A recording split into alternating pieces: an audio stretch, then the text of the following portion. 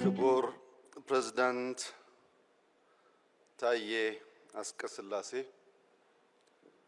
ክቡር የቀድሞ የኢፌዴሪ ፕሬዝዳንት ዶክተር ሙላቱ ተሾመ፣ ክቡር አፈጉባኤ ታገሰ ጫፎ፣ ክቡር አፈጉባኤ አገኘሁ ተሻገር፣ የጠቅላይ ፍርድ ቤት ፕሬዝዳንት ክቡር ቴዎድሮስ ምህረት፣ ክቡር ምክትል ጠቅላይ ሚኒስትር ተመስገን ጥሩነህ፣ ክቡር አቶ አደም ፋራህ የፓርቲያችን ምክትል ፕሬዝዳንት፣ ክቡር ፊልድ ማርሻል ብርሃኑ ጁላ እና የጦር መኮንኖች፣ የተከበራችሁ የሁሉም ክልል ርዕሳነ መስተዳድሮች፣ ሚኒስትሮች፣ የሃይማኖት አባቶች፣ በዚህ ስፍራ የተገኛችሁ ተጋባዦች በሙሉ ከሁሉ አስቀድሜ 2017 በብዙ ድል፣ በብዙ መከናወን፣ በብዙ ስኬት ላሸጋገረን በጠራ ሐሳቤ ላይ መጪውን ጊዜ በተስፋ እንድንጓዝ ለረዳን ፈጣሪያችን ምስጋና እንዳቀርብ ይፈቀድልኝ።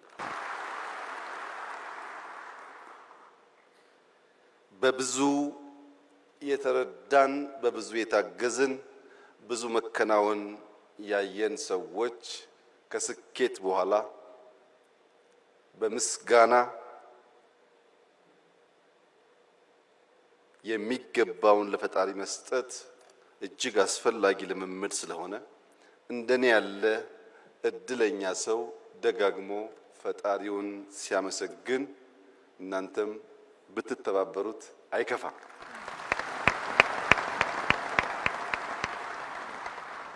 የዛሬውን የመደመር መንግስት የመጽሐፍ ምርቃት አስመልክቶ በተውኔት እጅግ አስደማሚ በሆነ መንገድ መጽሐፍቶቹን የዳሰሱ ወጣቶች ሙያተኞች ምስጋና ይገባቸዋል። እጅግ አድርጌ አመሰግናለሁ። ታዳጊ ህፃናት በሰርከስ በእውቁ እና ሀገር ወዳዱ ድምፃዊ ነዋይ ደበበ ታግዘው ላቀረቡልን ሰርከስ እነሱንም ማመስገን እፈልጋለሁ። ዶክተር እዝራንም እንደዚሁ ማመስገን እፈልጋለሁ። ዶክተር ፍጹም፣ ዶክተር ዮሴፍ፣ አቶ ጌታቸው፣ አቶ ዘሪሁን እንዲሁም ዶክተር ዳኛቸው እጅግ አስደማሚ በሆነ መንገድ ስለ መጽሐፉ ያላቸውን ምልከታ በግልጽ ቋንቋ እና እጅግ አስተማሪ በሆነ መንገድ ማቅረብ ስለቻሉ በግሌ እጅግ የተደመምኩ መሆኔን እየገለጽኩ እነሱንም ማመስገን እፈልጋለሁ።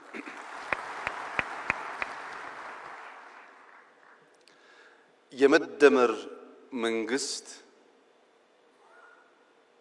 ጊዜ ካለፈ በኋላ ዘመን ካለፈ በኋላ እንዲህና እንዲያነበር እኮ ያሰብኩት ትውልድ ይፋረደኝ እሳቤ ይሄ ነበረ እንዳልከውን እንዳላሳካ አስቸገሩኝ እንጂ ለሚል ሰበብ ፍለጋ የተዘጋጀ መጽሐፍ ሳይሆን ጊዜ ሲዝን ተሰጥቶናል።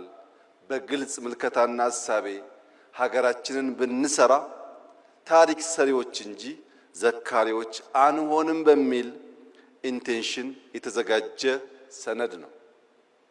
ይህ እንደ ኢትዮጵያ ላሉ ማደግ መለወጥ ለሚፈልጉ ሀገራት በሙሉ እጅግ አስፈላጊው ነገር ግን ረዘም ላለ ጊዜ ስለቆየን በበርካቶች ሐሳቡም በዝርዝር በመነገሩ ምክንያት ይህንን መጽሐፍ በአራት መዎች ሰብሰብ አድርጌ አጠር ባለ መንገድ የተፈለገውን ነገር ለመግለጽ እንድችል የእናንተ ፈቃድ እና ይሁንታ ከሆነ የመደመር መንግስት ማጠንጠኛው 4 መ ነው። የመጀመሪያው መነሻ ነው። ምንድነው መነሻው ያላችሁ እንደሆነ አቶ ዘሪው እንዳሉት ቁጭት ነው። ኢትዮጵያ ለምን ድሃ ሆነች? ኢትዮጵያ ለምን ተረጂ ሆነች?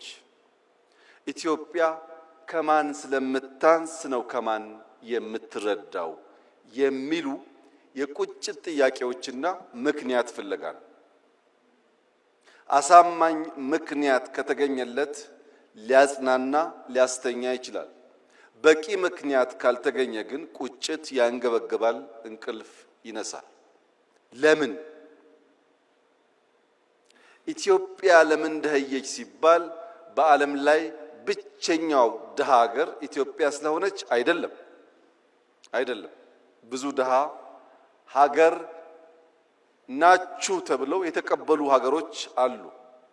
የኢትዮጵያ የሚያንገበግበው ምድረ ቀደምት መሆኗን እኛ ብቻ ሳንሆን ዓለም የሚያምን የሚጨበት ታሪክ ያላት ሀገር መሆኗ፣ ምድረ ቀደምት መሆኗ፣ ረቂቅ መሆኗ፣ ግዙፍ መሆኗ፣ በርካታ ሕዝብ ያላት ወጣት ሕዝቦች ያላት ሀገር መሆኗ፣ ጀግኖች፣ ደፋሮች፣ ለሕይወታቸው የማይሳሱ በረጅም ጊዜ ውስጥ ቢለካ ጀግነታቸው ያልነጠፈ ሕዝቦች መኖሪያ መሆኗ፣ ኢትዮጵያን የመሰለ ለፈጣሪ የቀረበ አኩሪ ታሪክ ያለው የነጻነት ገድል ያለው ብዙ ሕዝብ በተፈጥሮ የታደለ በኪነ ህንፃ በባህል በታሪክ ምንም የሚያሳፍር ነገር የሌለው ሕዝብ እንዴት ድሃ ሆነ? እንዴትስ ለማኝ ሆነ ብሎ መጠየቅ ያስፈልጋል። ኢትዮጵያውያን እርሻን እንደጀመሩ ይነገራል። ምድረ ቀደምት ስለሆኑ እርሻን ጀምረን ብረት ቀጥቅጠን ማረሻ ሰርተን አርሰን አጭደን መብላት የጀመርንና ያስጀመርን ሕዝቦች እንዴት እዚያው ተቸክለን ቆመን ምግብ ለኛ እንቆቅልሽ ሆነብን? ኢትዮጵያውያን በሸማ ልብስ ባህላዊ በሆነ መንገድ ልብሳቸውን በመስራት በታሪክ ብቻ ሳይሆን ዛሬም ሁላችሁም እንደምታውቁት በሽመና የሚታወቅ ባህል ያለው ሀገር ነው ኢትዮጵያ። ሸምነን መልበስ የቻልን ሽመናን ያስተማርን ኢትዮጵያውያን እንዴት ልብሳችንን ማምረት አቅቶን ልብስ ከውጭ የምንሸምት ሆን? በባህል መድኃኒት በሁላችሁም ቤት ጓዳ እንደሚታወቀው ለብዙ ችግሮች መድኃኒት ቅጠል በበጠስ መቀመም መፈወስ የሚችል ታሪክና ባህል ያላት ኢትዮጵያ እንዴት መድኃኒት ማምረት ተሳናት? ምንም እንጥፍጣፊ እርሾ ባይኖር ብንደህይ ባልገረመ ነበር። ግን ልምዱ ታሪኩ አስቻይ ሁኔታ እያለ እንዴት ድሃውን? በዓለም ላይ ከፍተኛ የወርቅ ሪዘርቭ ያከማቹ ሀገራት ወርቅ በማምረት አይታወቁም። እነሱ ከኛ ጥቂቱን ወርቅ ገዝተው ሼልፍ ላይ በማስቀመጥ ሀብታም ተባሉ። እኛ የበዛውን ወርቅ በከርሰ ምድር በማስቀመጥ ድሃ ተባል። እኛ ጋር ያለው ወርቅ እነሱ ጋር ካለው ወርቅ ይበልጣል። ያስቀመጥንበት ቦታ ብቻ ነው የሚለያየው። ያ ያስቀመጥንበት ቦታ ድሃ የሚያስብል ከሆነ የቦታ ለውጥ ለማምጣት ኢማጂኔሽን ፓወር ያስፈልጋል ማለት ነው። የተሰጠንን ድህነት መቀበል ብቻ ሳይሆን የቦታ ለውጥ አድርጎ መስተካከል ያስፈልጋል እና አንደኛው ወደ ኋላ የሚያስጉዘው ቁጭት ነው። ሁለተኛው ቅናት ነው። የመንፈስ ቅናት ሌሎች እንዴት ዘመኑ? እነንትና ወርቅ የላቸውም፣ የሚታረስ መሬት የላቸውም፣ ከኛ የላቀ ፖፑሌሽን የላቸውም። ከኛ በምን ልቀው እነሱ ዘመኑ? እኛስ በምን አንሰን ደህይተን ቀረን? የሚል ቅናት። ለዚህ መነሾ የኋልዮሽ የመደመር መንግስት ሲጓዝ ስብራቱ የት ገጠመን? የት ጋ ነው ያለፉን? የት ጋ ነው ስናንቀላፋ እነሱ የቀደሙን እኛ የቀረነው ብሎ የታለፍንበትን ዘመናት ወደ ኋላ ለመፈተሽ ይሞክራል። በዚህ መነሾ ውስጥና የኋልዮሽ ጉዞ የመደመር መንግስት የተገነዘባቸው አንኳር እሳቤዎች አንደኛ የተዛቡ ጥያቄዎች ናቸው። በትክክል አለመጠየቅ ትክክለኛ ምላሽ እንዳናገኝ ስለሚያደርገን። ሁለተኛ ለተዛባው ጥያቄ አፍራሽ የለውጥ ሂደት መከተላችን። ጥያቄያችን ስሁት ነው፣ ለዚያ የምንሰጠው ምላሽ ደግሞ አፍራሽ ነው።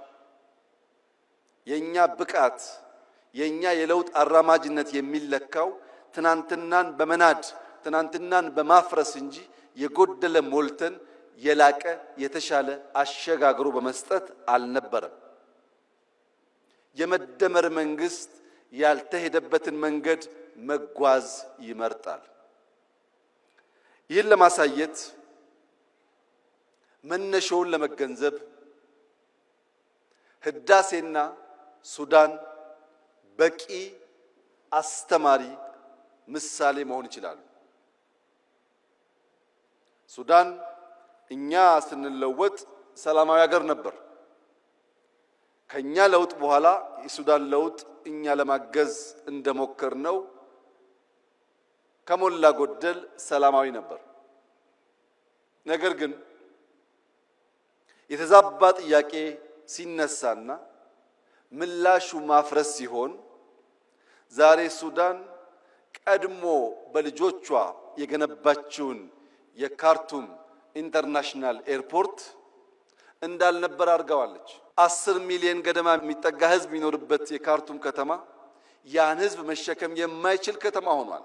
ለምን? የተከተሉት የመረጡት መንገድ አፍራሽነት። እኛ ደግሞ እጅግ የገዘፈ በገንዘብም በሐሳብም በአሰራርም የሚገዝፈውን ህዳሴ ከነስብራቱ ነበር የተቀበልነው። በነገራችን ላይ ሰሞኑን ህዳሴን በሚመለከት ማን ሰራው፣ እንዴት ሰራው፣ የማን ድርሻ ስንት ፐርሰንት ይሆናል የሚል ጉዳይ በእጅጉ አከራካሪ ሆኖ ቆይቷል። ለምን? ስለጨረስ ነው።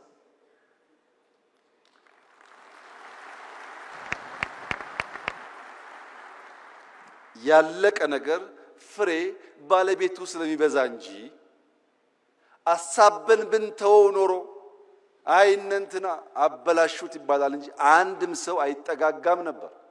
አሁንስ ተሳክቷል። ስኬት ባለቤቷ ብዙ ነው። ብዙዎች ይፈልጓታል፣ ይሻሙባታል። የመደመር መንግስት በእንዲህ ባለው ጊዜ የሚመርጠው መንገድ ተሳክቷል። የስኬት ባለቤት እናንተ ሁኑ ነው።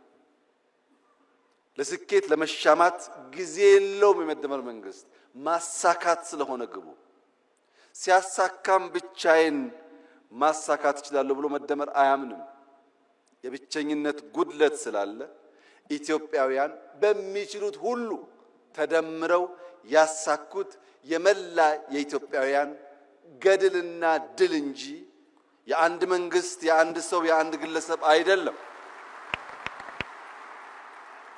ለዚህ ነው ሐውልቱ ላይ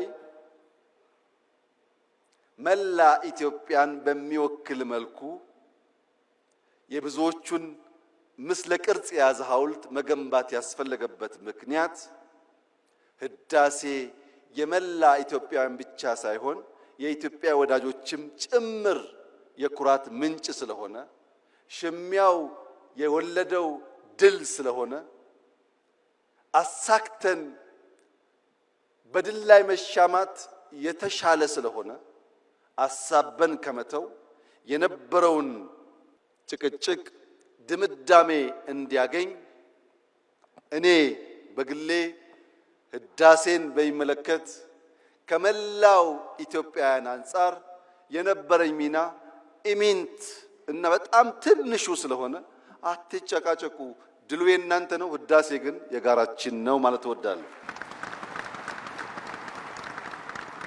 አንደኛው የመጀመሪያው መነሻ ነው። ይሄንን የመደመር መንግስት የኋልዮሽ ተጉዞ ከዳሰሰ በኋላ መዳረሻውን ደግሞ ይተልማል። ድህነትን መጸየፍ ብቻ ሳይሆን ብልጽግናን ይመኛል። እዚህ ጋር ያለው ዋናው ቁልፍ ጉዳይ መዳረሻችን ላይ ምኞት ነው ወይስ ፍላጎት ነው ያለው? ባዶ ምኞት ከሆነ፣ ትጋት የሌለበት ምኞት ከሆነ፣ በንድፍ ያልታገዘ በተቋም ያልታገዘ ምኞት ከሆነ ምኞት ደግነቱ ቦግልም ነው። ዛሬ እንመኛለን፣ ነገ እንረሳለን። የመደመር መንግስት ከምኞት ይሻገራል፣ ፍላጎት ነው። በግልጽ ራዕይ የነጠረ መቼ ምን ብናሳካ የት ልንደርስ እንደምንችል የሚያመላክት የኢትዮጵያን ሁለንተናዊ ብልጽግና የሚፈልግ ብቻ ሳይሆን እንደሚቻል የሚያምን ነው። ይህ ፍላጎት የመፈጸም ብቃት እንዳለን ሳያረጋግጥ አይነሳም። በዚህ ጽሑፍ ላይ ቀደም ሲል ሪቪው ያደረጉ ወንድሞቼ እንዳነሱት ዕውቀት በሁለት መንገድ ሊገኝ ይችላል። አንደኛው በኢንፎርሜሽን በመስማት በማንበብ በመጠየቅ ዕውቀት ሊገኝ ይችላል። ሁለተኛው የዕውቀት ማግኛ መንገድ ግን የተግባር ልምምድ ነው። የዚህ መጽሐፍ ውጤት ከሰማነው ካነበብነው ብቻ ሳይሆን በተግባር ስንሞክር ካየነው ውጣ ውረድም ጭምር ስለሆነ ብዙዎች የሚማሩበት የሚያሳድጉት የበለጸገች ኢትዮጵያ ለማየት የሚተጉበት እንደሚሆን ጥርጥር የለውም። የመፈጸም ብቃታችንን በብዙ መንገድ አይተናል። የኛ መሻት የምትመስል ሀገር ሳይሆን የምትመሰል ሀገር መፍጠር ነው።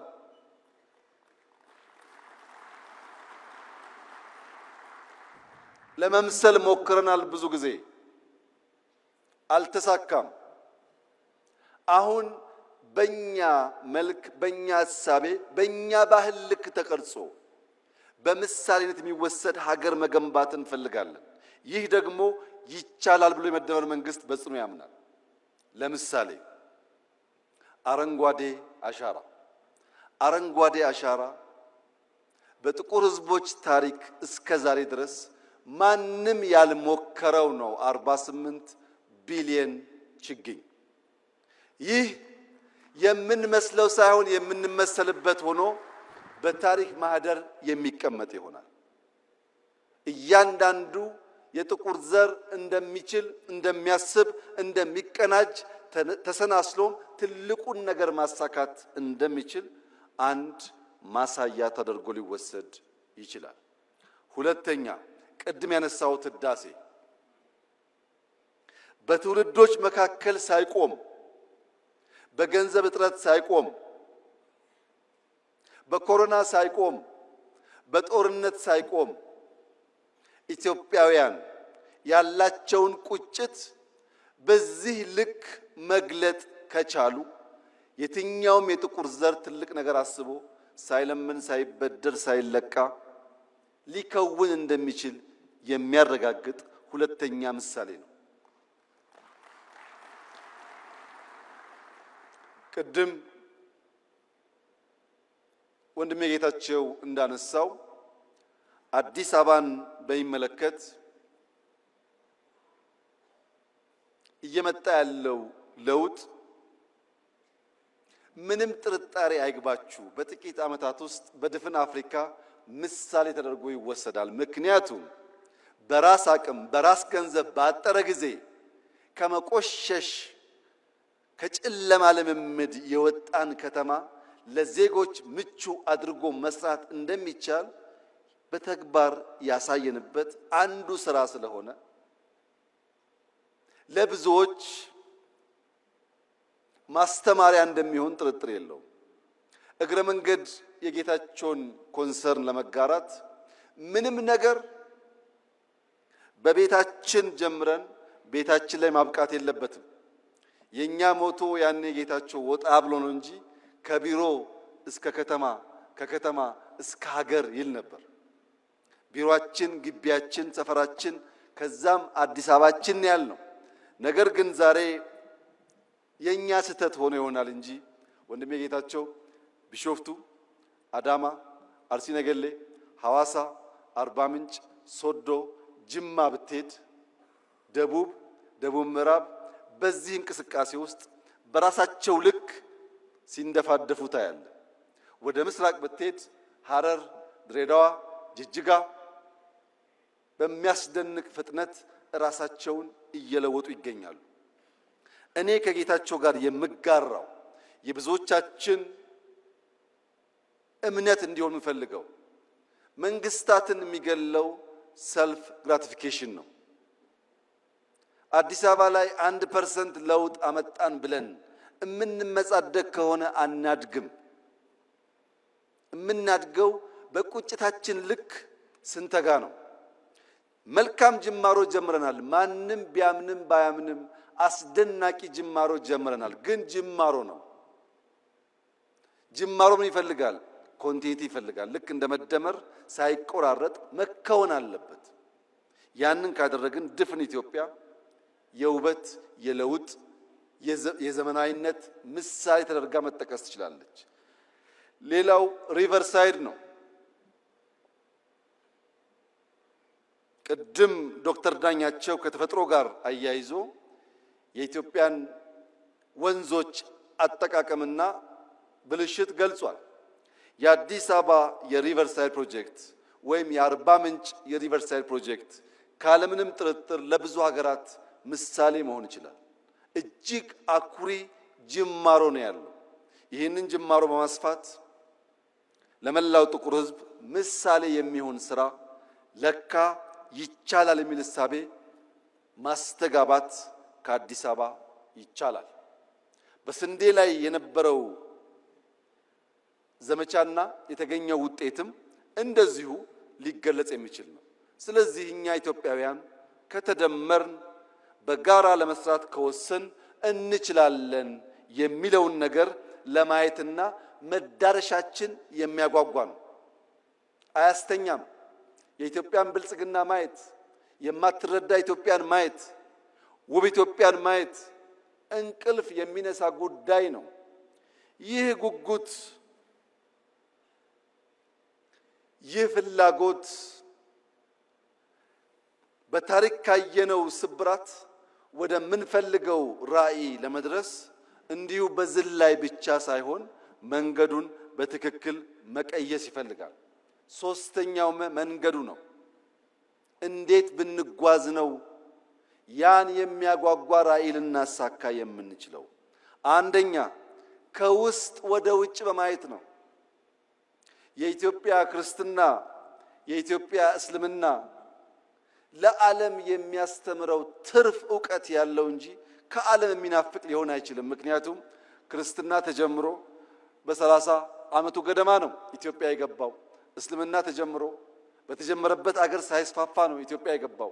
1000 ዓመት የደለበ ዕውቀት ያላት ኢትዮጵያ ለማስተማር እንጂ ከሌሎች ለመማር የምትጓጓ መሆን የለባትም። ከውስጥ ወደ ውጭ ማየት አለብን። ከውጭስ መማር አለብን። ያለፉን፣ የቀደሙን፣ የሰለጠኑ፣ የፈጠሩ ሀገራት አሉ። መማር አለብን። መቅዳት የለብንም። መማር ነው ያለብን። ከነሱ ስንማር የኛን መርምረን አሰናስለን ግልጥ ያለ ሐሳብ መያዝ ስንችል የአቅምና የአቋም ድማሮን ስንፈጥር ኢትዮጵያ ውስጥ የአቅምና የአቋም ድማሮ ከፈጠርን ተአምር መስራት እንችላለን። የአቅምና የአቋም ድማሮ ግን መፍጠር አስቸጋሪ ሆኖ ለሚታየን ዜጎች የዛሬው መድረክ በቂ አስተማሪ ይመስለኛል። አብይና ዘሪሁን፣ አብይና ጌታቸው፣ አብይና ፈላስፋው ዳኛቸው ስለ ሀገራቸው ጉዳይ በአንድ ቦታ የሚቀራረብ ቋንቋ መነጋገር የሚችሉ ከሆነ ከነዚህ ሰዎች የተለየ ክሪቲክ፣ ከነዚህ ሰዎች የተለየ ሐሳብ የሚያንሸራሽር እምብዛም የለም። ዳኛቸው ማለት እድሜ ልኩን በመተቸት በመቃረን ሐሳብ በማመንጨት በመጠየቅ የራሱን ስራ እስኪሰዋ ድረስ ተጋድሎ ያደረገ፣ ከቤተሰብ እስኪቃረን ድረስ ተጋድሎ ያደረገ የረጅም ዘመን የበቃ ምሁር ነው። ዘሪሁን በኢህአዴግ በመጀመሪያ ወራት ከዩኒቨርሲቲው ከተባረሩ ምሁራን መካከል አንዱ ነው። በዚሁ ስራው ኢህአዴግ ውስጥም ደጋፊ ተቺ ነበር፣ በእኛ ጊዜም ተቺ ነበር። ለመተቸት ሐሳብ ለመመንዘር ችግር ያለባቸው ሰዎች አይደሉም። የጌታቸው መናገር አያስፈልግም ብዬ ከነዚህ ሰዎች የተሻለ የደረጃ ሐሳብ ይዞ በኢትዮጵያ ናሽናል ኢንትረስት ላይ የሚታገል ብዙ ሰው አላየውም። ለሁላችንም ኢትዮጵያ ትበቃለች። የምንደመረው በአንድ ጭንቅላት ለማሰብ አይደለም፣ ስለ አንድ ሀገር ለማሰብ ነው። የምንደመረው በአንድ አዳራሽ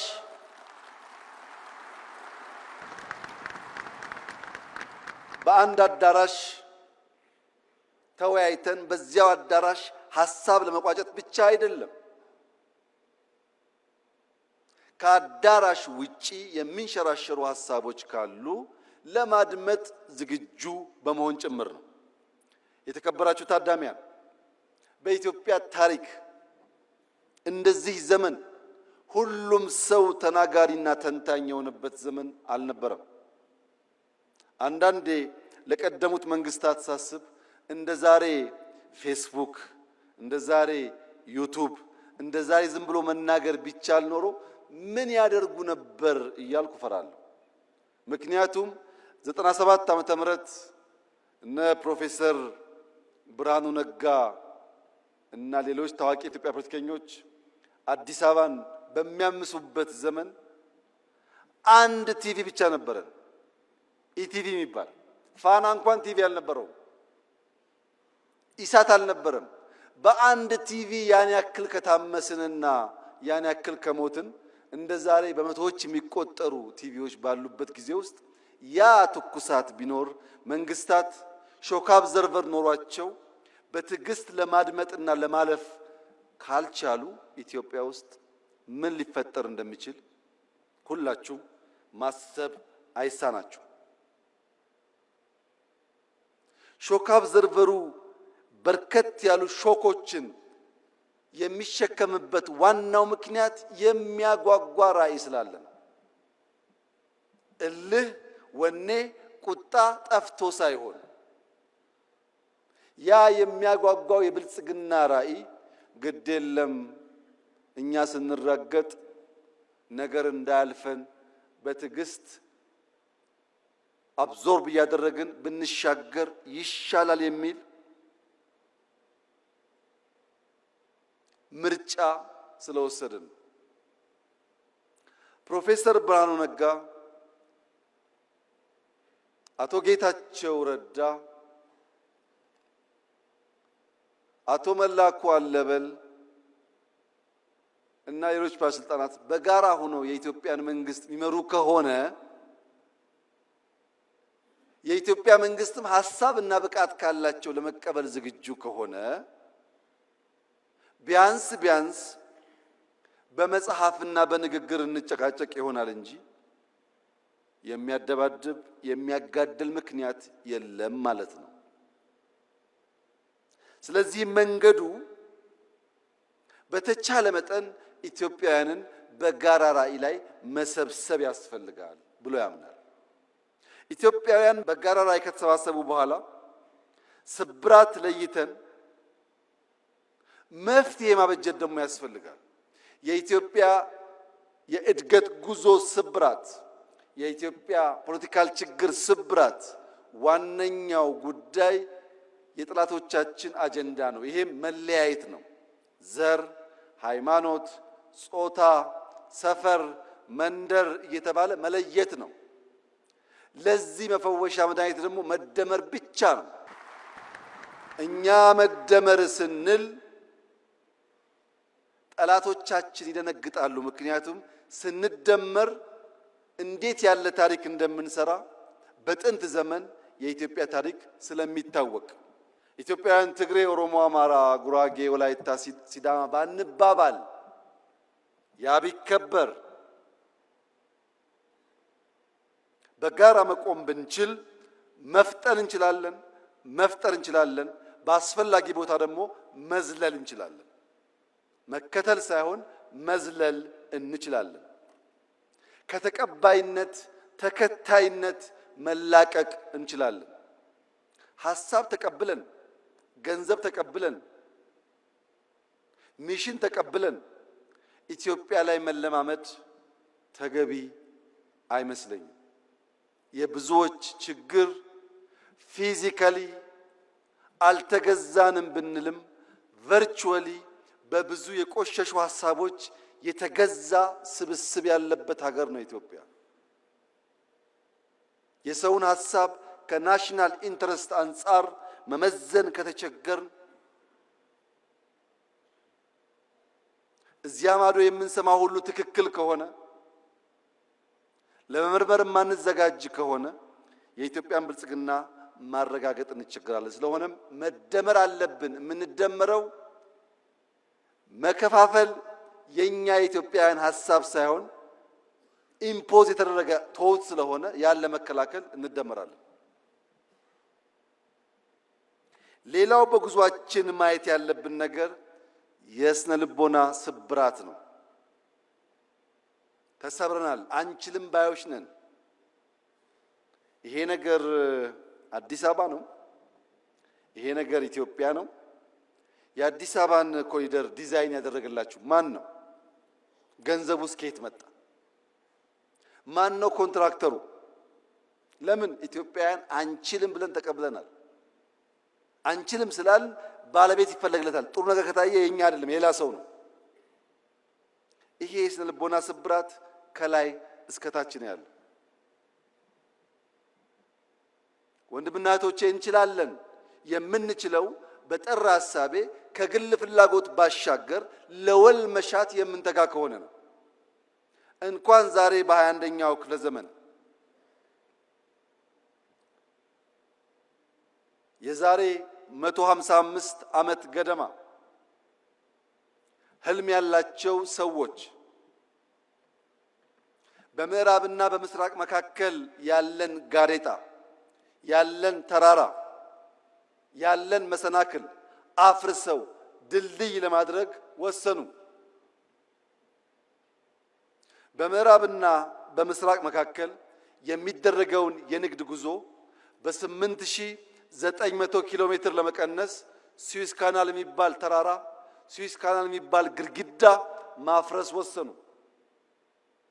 ስዊስ ካናል 193 ገደማ ኪሎ ሜትር ነው። ያን ሲወስኑ እንደዛሬ በቂ ማሽን አልነበረም። እንደዛሬ የሚመች የኮንስትራክሽን አቅም አልነበረም። ብዙዎች ሞተዋል ያን ለማሳካት። ሲያልቅ ግን 8900 ኪሎ ሜትር የ10 ቀን ጉዞ በምዕራብና በምስራቅ የዓለማችን ክፍል አሳጥሯል። ለምን? ንግድ ወሳኝ ነው። ለንግድ የሚመች መንገድም ወሳኝ ነው። በኢትዮጵያና በህንድ መካከል ድልድይ እንጂ ዳገት አልነበረም በታሪካችን።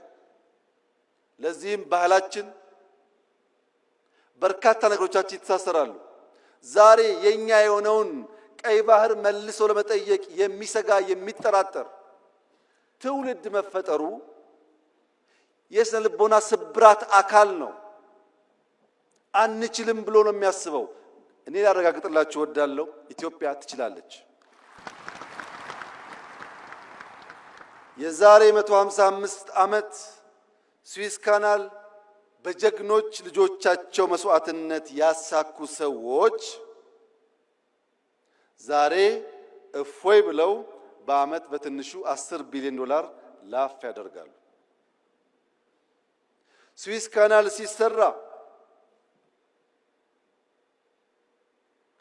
እዚህ ኢትዮጵያ ውስጥ ወይም ደቡብ አፍሪካ ወይም ናይጄሪያ የሞቱ ሰዎች ነበሩ። ሰው ይወለዳል፣ ይሞታል፣ ግን ታሪክ የላቸው።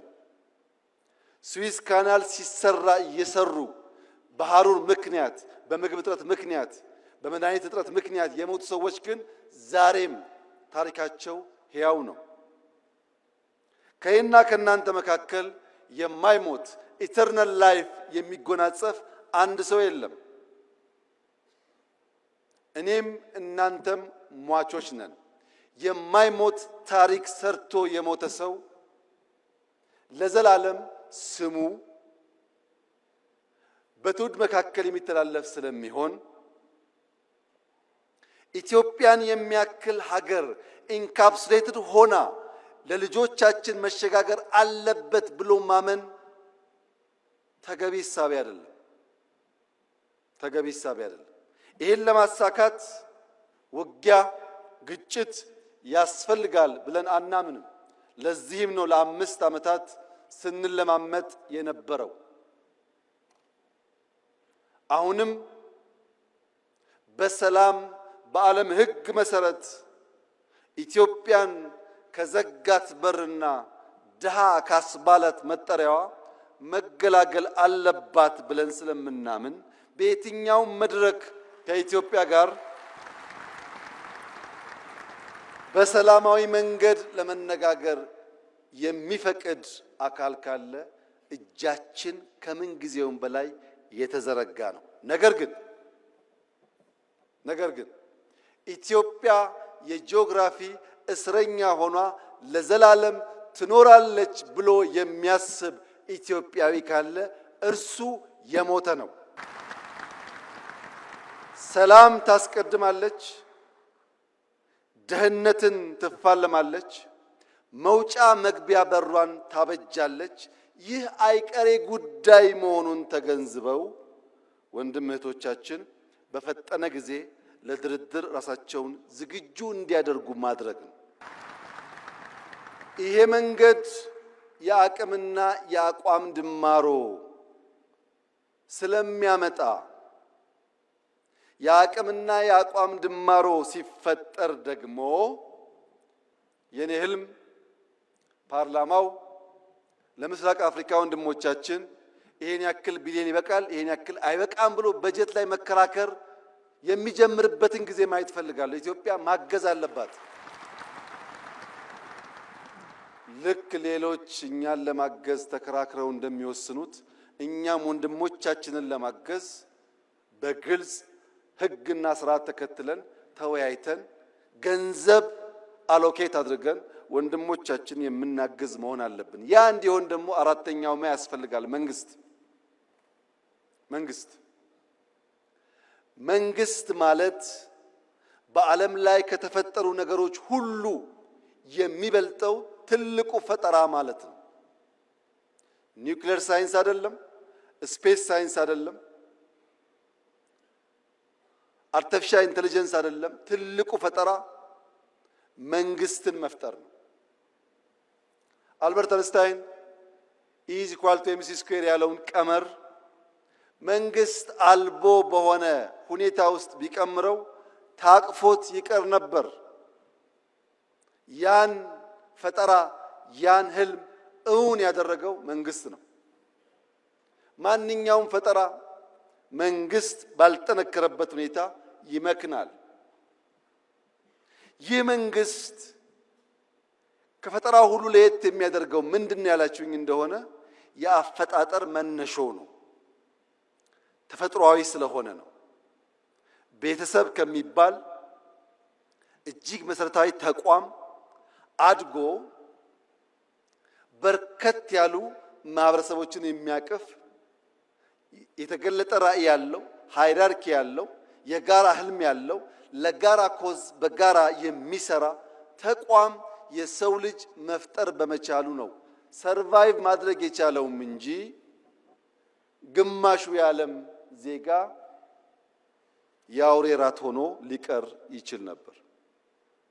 መንግስት ወሳኝ የሚሆንበት ዋናው ምክንያት ዛሬ ላይ ቆሞ ነገን መስራት በመቻሉ ነው።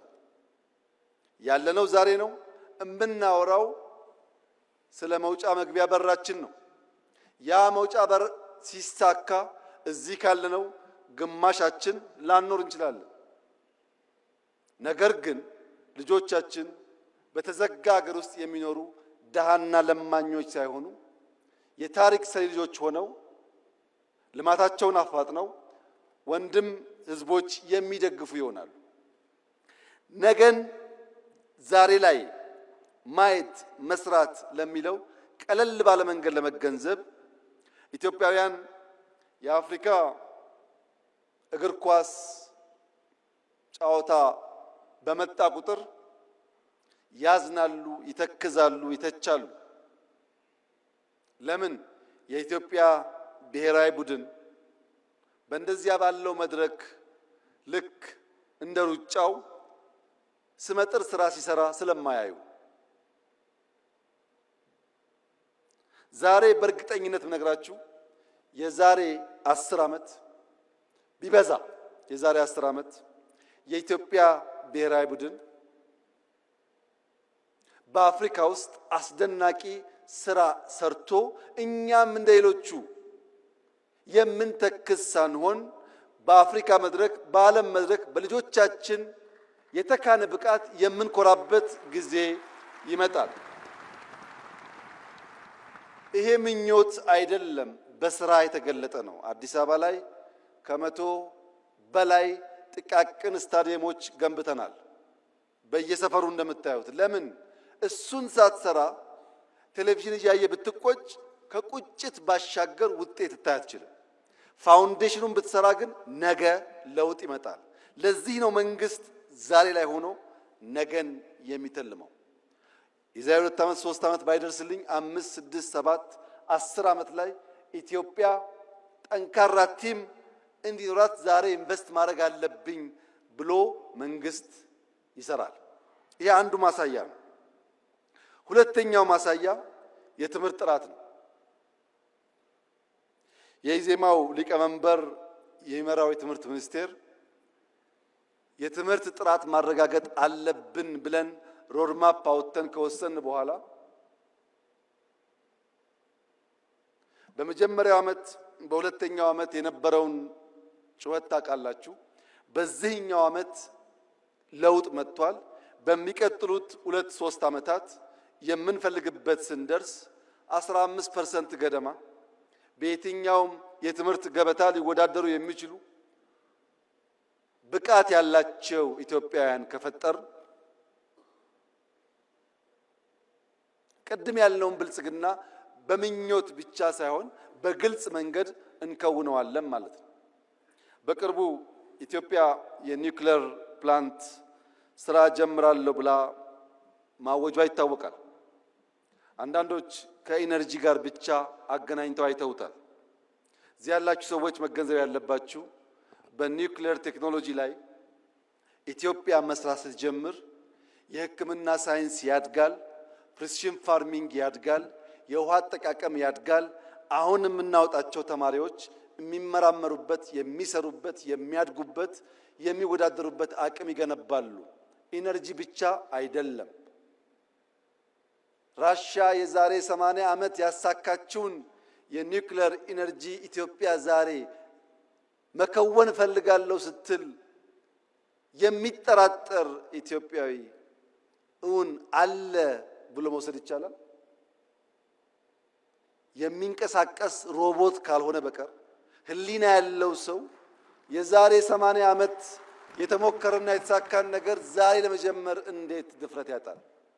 ኢትዮጵያ ትችላለች፣ ትጀምራለች፣ ትጨርሳለች። መንግስት ነገ ላይ ሆኖ ዛሬን ማወቅ አለበት። ዛሬ ላይ ሆኖ ነገን ብቻ ሳይሆን ነገ ላይ ሆኖ ዛሬን ማወቅ አለበት። ዛሬ ያለ ውስን አቅም፣ ዛሬ ያለ ስብራት፣ ዛሬ ያለ እንካ ሰላምታ የሚቀጥል ከሆነ የልጆቻችን ዕጣ ፈንታ ግልጽ ነው። ስደት ነው፣ ልመና ነው። እኔና እናንተ ያየነውን መከራ ልጆቻችን እንዳያዩ ከፈለግን ዛሬ ላይ ሆነን ለነገ ስብራት መጠገን አለብን። አንደኛው ስብራት ትልቅ ሆነን ሳለን፣ ብቁ ሆነን ሳለን፣ ማከናወን የምንችል ሆነን ሳለን በስነ አእምሮ አንሰን መገኘታችን ነው። ይህ ስብራት መጠገን አለበት። ይህ ትውልድ መሰረት መጣል አለበት። የመደመር መንግስት ሲጠቀለል የሚያነሳው ዛሬ ላይ ሆኜ ነገን፣ ነገ ላይ ሆኜ ዛሬን በምልልስ በምናብ እየቃኘው እየተጋውና እየሰራው ለልጆቼ የተሻለ ዓለም መፍጠር እችላለሁ ብሎ ያምናል። ይህንን በሚመለከት በዚህ ያላችሁ ሰዎች እንድትገነዘቡ የምፈልገው ይሄ መጽሐፍ ሙሉ አይደለም፣ የጻፈውም ሰው ሙሉ አይደለም። ሐሳብ ያላችሁ ሰዎች ያላችሁ እንደሆነ ይሄንን የሚቃረን ሐሳብ ጽፋችሁ ብታቀርቡልን ለማንበብ ብቻ ሳይሆን ለመማር ብቻ ሳይሆን የእናንተ ይቃል ለመመስከርም ጭምር ዝግጁ መሆናችንን ከወዲሁ ለመግለጽ እፈልጋለሁ። ምሁራን ተቹት፣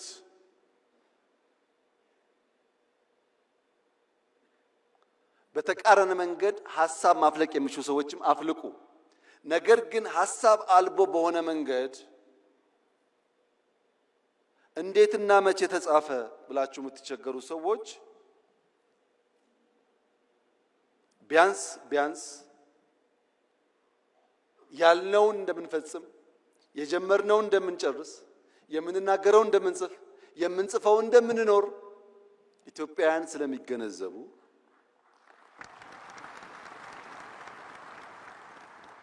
በውስጥ ያላችሁ ዋናው ትምምን የሚያስፈልገው በውስጥ ላሉ ሰዎች ነው።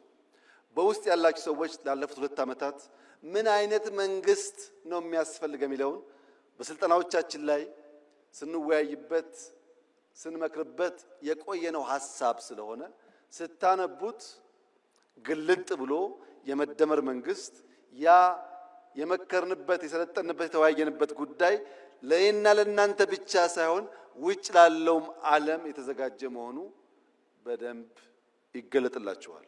2019 ዳቮስ በሄድኩበት ጊዜ ፍሪሊዮን የሚል ተውት እንዳየው ነግሬያችሁ ነበር። ተደጋጋሚ ስልጠናን ሰጥቶበታል። ያም በሚመለከት ጅማሮ ስራዎች አሉ። ምናልባት የመጨረሻው የመደመር መጽሐፍ ሊሆን ይችላል። ያም ርዕሱ ከወዲሁ እንድታውቁት የመደመር ስሌት በፍሪሊዮን ነው የሚለው። የመደመር ስሌት ከእያንዳንዱ ሰው አንጻር እያንዳንዱ ሰው ራሱን በማካፈል ራሱን በመስጠት ከራሱ በመስጠት በዚያ ውስጥ ማትረፍን እንዴት እንደሚለማመድ የሚያሳይ ሰነድ ነው። መጽሐፍ ለምትወዱ መጽሐፍ ማንበብ ለምትወዱ ቀላሉ ምክሬ እድሜ ለቴክኖሎጂ ነገር ሁሉ ቀሏል። ኦዲዮ ቡኮች አሉ። ስፖርት የሰራችሁ ወክ እያደረጋችሁ ማድመጥ ይቻላል። ማንበብ፣ ሐሳብ መሸመት፣ ሐሳብ መገብየት ከመጽሐፍት ብቻ ሳይሆን ከኢትዮጵያውያንና ከሀገር ሽማግሌዎች መማር ይቻላል። በተቃራኒ መድረክ ላላችሁ ለምትቃወሙ ሰዎች የመጨረሻ መልእክቴ ከኦሮሞ አባቶች አባባል የተዋስኩትን በመውሰድ ያ መርህ እንደሆነና መርሃችሁ እንዲሆንም በመምከር ጭምር ይሆናል። የኦሮሞ አባቶች ነገር ግራና ቀኝ ሲልባቸው ከህልማቸው የሚጋጭ ነገር ሲፈጠር ካን ኦብሳ ካን ኢሞ ጎርሳ ይላሉ። ገሪ ጎርሳ ገሪ ኢሞ ኦብሳ ሙለተኬት አዴሙ ቀብዳ ይላሉ። ከፊሉን እየታገስክ ከፊሉን እየመከርክ ወደ ራዕይ መጓዝ አለብህ ይላሉ።